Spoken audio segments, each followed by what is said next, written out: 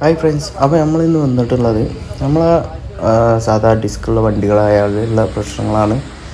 ഈ ബ്രേക്ക് പ്രോപ്പറായിട്ട് വർക്ക് ചെയ്യാതിരിക്കുക, അതുപോലെ തന്നെ ബ്രേക്ക് ജാമാവുക, പിന്നെ ഒരുപോലെ ഡിസ്കിന് ചെറുതായിട്ട് ഇങ്ങനെ ജാമായി കിടന്നിട്ട് ശബ്ദം വരിക, അങ്ങനത്തെ കുറേ ഇഷ്യൂസ്.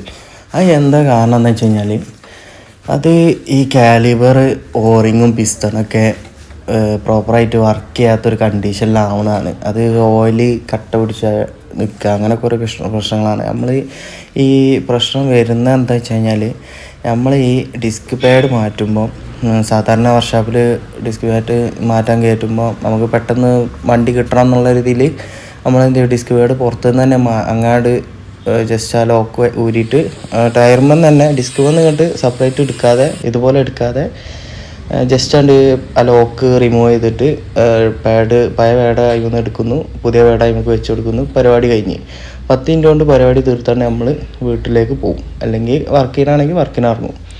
അങ്ങനെ ഒരിക്കലും ചെയ്യരുത്. ഒരു 1.5 കൊല്ലം അല്ലെങ്കിൽ 2 കൊല്ലത്തിനുള്ളിൽ നമ്മളിതാ ഈ കാലിബർ മൊത്തത്തിൽ ക്ലീൻ ആക്കണം. അതുപോലെ തന്നെ ഇതിൻ്റെ പിസ്റ്റന് കംപ്ലൈൻറ്റ് വന്നിട്ടുണ്ടോ എന്നൊക്കെ നോക്കണം.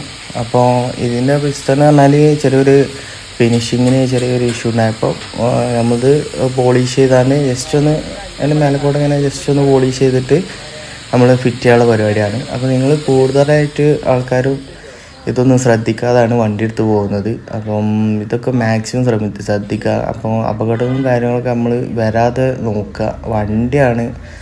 വണ്ടി നമ്മൾ എപ്പോഴും മെയിൻറ്റെയിൻ ചെയ്തിട്ട് പക്കായിട്ട് കൊണ്ടെടുക്കുക. അപ്പോൾ ഇതെന്താ വെച്ചിട്ടുണ്ടെങ്കിൽ ഇതിൻ്റെ പിസ്റ്റണ് ചെറിയൊരു ഫിനിഷിങ്ങിൻ്റെ ചെറിയൊരു അത് കുറച്ച് നേരത്തെ വർക്കുള്ളതുകൊണ്ട് നമുക്ക് വല്ലാതെ ഫണ്ട് വരുന്നില്ല. ഏകദേശം 400 രൂപയുടെ അടുത്തൊക്കെ വരുന്നുള്ളൂ. ഇത് മൊത്തത്തിൽ ക്ലീൻ ആക്കിയിട്ട് അതിൻ്റെ എല്ലാ കാര്യങ്ങളും റെഡിയാക്കി വെക്കണതിന് നമുക്ക് 400 രൂപ ആ റേഞ്ചൊക്കെ വരുന്നുള്ളൂ.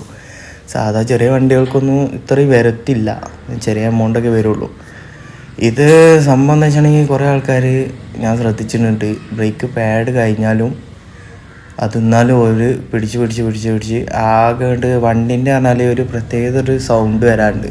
ഈ ബ്രേക്ക് പാഡ് തീർന്നു കഴിഞ്ഞാൽ ഒരു കമ്പിമേട്ട് വരതിയാണ്ടുള്ളൊരു ശബ്ദം വരാനുണ്ട്. അപ്പോൾ ആ ശബ്ദം വന്നു കഴിഞ്ഞാൽ കൂടുതൽ ആൾക്കാർ ശ്രദ്ധിക്കാതെ അതിൽ തന്നെ പിന്നെ ഓടിച്ചുകൊണ്ട് പോകും. പിന്നെ നമ്മളെ പ്രശ്നങ്ങൾ പറഞ്ഞാൽ ഡിസ്ക് തേയ്മാനം കൊടുക്കുക, അതുപോലെ തന്നെ ചിലപ്പോൾ ഡിസ്ക് മാറ്റേണ്ടി വരും.